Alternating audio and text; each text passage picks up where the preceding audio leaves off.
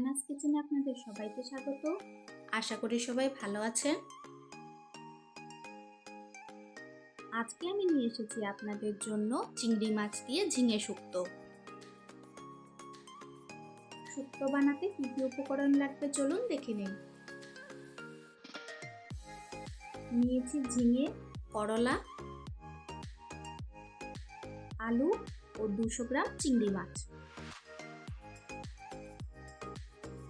মাছের মধ্যে নুন ও হলুদ মাখিয়ে নেব। কড়াইতে 1 টেবিল স্পুন তেল দিয়ে দিব।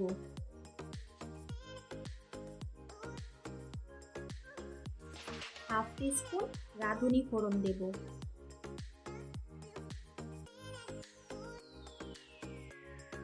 এখন নুন হলুদ মাখানো চিংড়ি মাছগুলো ভাজতে থাকবো। হালকা করে ভেজে নিয়েছি, এখন একটি পাত্রে তুলে রাখবো। ওই তেলে তেজপাতা দিয়ে দিলাম।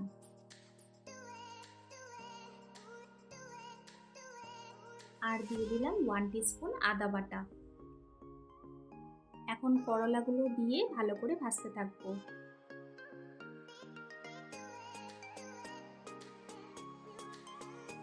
করলা হালকা ভাজা হয়ে এলে আলুগুলো ছেড়ে দিব। আজকের রেসিপিটা যদি আপনাদের ভালো লাগে আমার চ্যানেলটিকে লাইক শেয়ার সাবস্ক্রাইব করে আমার পাশে থাকবেন।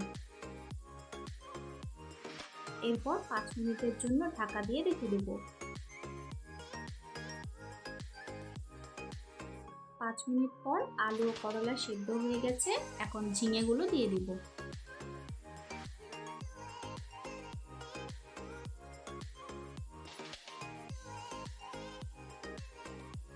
ভালো করে নাড়াচাড়া করে নিয়ে স্বাদ মতো নুন ও 1 টেবিল স্পুন চিনি দিয়ে দিব। হলুদ গুঁড়ো দিয়ে আবারও ভালো করে নাড়াচাড়া করে নেব।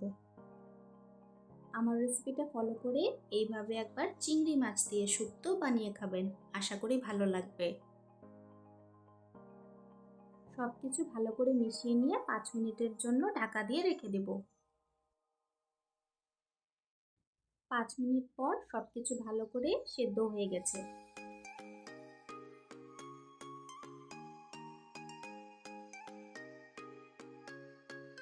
এখন ভেজে রাখা চিংড়ি মাছগুলো দিয়ে দেব।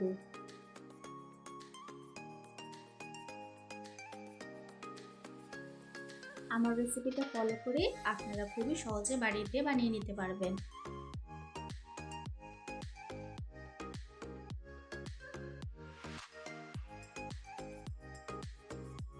এরপর 1 কাপ জল দিয়ে দেব।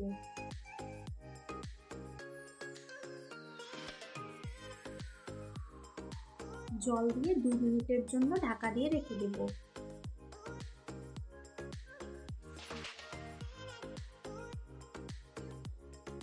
ঝোল ফুটে এসেছে, এখন 1 টেবিল স্পুন রাঁধুনি বাটা দিয়ে দেব।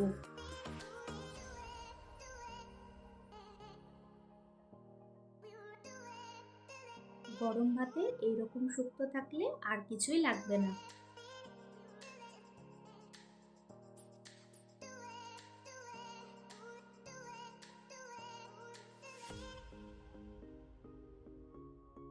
রাঁধুনি বাটা দিয়ে 1 মিনিট মতন ফুটিয়ে নিলে তৈরি হয়ে গেল আমাদের আজকের রেসিপি চিংড়ি মাছ দিয়ে ঝিঙে শুক্তো। কম সময়ে কম উপকরণে দারুণ স্বাদে ঝটপট বানিয়ে ফেলুন।